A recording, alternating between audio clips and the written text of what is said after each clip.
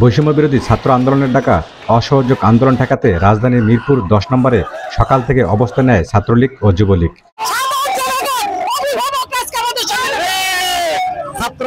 সরকার তো তাদের মেনে নিয়েছে, তবে কারা এসব আন্দোলন করছে? যারা করছে তারা স্বাধীনতা বিরোধী, তারা জামাত শিবির রাজাকার, তারা বিএনপি। আজকে সাধারণ ছাত্র নেই, তারা আজকে তাদের লালি পরিবর্তন করেছে, তারা পক্ষের পক্ষে, আওয়ামী লীগের পক্ষে। এখন এরপর আন্দোলনকারীদের সঙ্গে দফায় দফায় সংঘর্ষ রণক্ষেত্রে পরিণত হয়েছে মিরপুর 10 নম্বর গোলচত্বর এলাকা। তবে বিকেল গড়াতেই পুরো এলাকায় দখলে নেয় আন্দোলনকারীরা।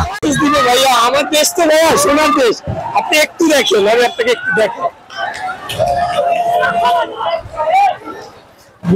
মানে রাবার বুলেট কেন? আমরা কি দেশের পূর্ণাঙ্গের সন্তান? আপনারা ছাত্রলীগ, ওইখানে তো কোনো পুলিশ পড়া লোক ছিল না, সব ছাত্রলীগ ছিল।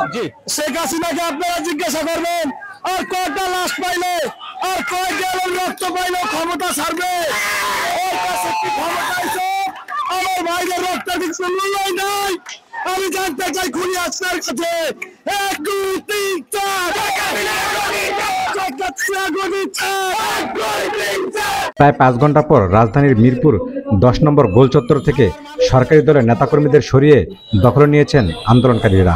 ক্ষমতাসীনদের সমর্থকরা আন্দোলনকারীদের ধাওয়া খেয়ে মিরপুর 2 নম্বর স্টেডিয়ামের দিকে চলে যান। ধাওয়া পাল্টা ধাওয়ায় এই সময় কয়েকজন আন্দোলনকারী ও সাধারণ মানুষ আহত হয়। আর আমরা আজকে মিথ্যাবাদীদের উপর কোনো আস্থা রাখতে পারি না ভাই। আমরা সবসময় গান গাই 21শে ফেব্রুয়ারি, আমরা একটা ফুলকে বাঁচানোর জন্য যুদ্ধ করবো।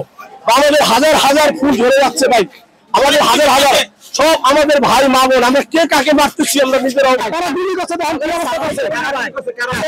যুবলীগ আর পুলিশ, ছাত্রলীগ পুলিশ, এবং তারা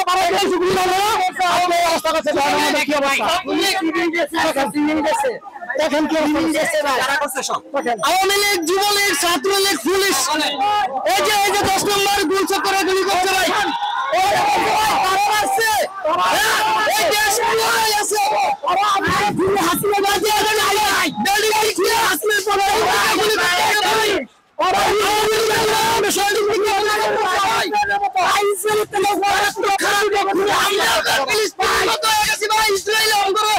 এর আগে সকাল 10:30 থেকে আওয়ামী লীগের দখলে ছিল গোলচত্বর।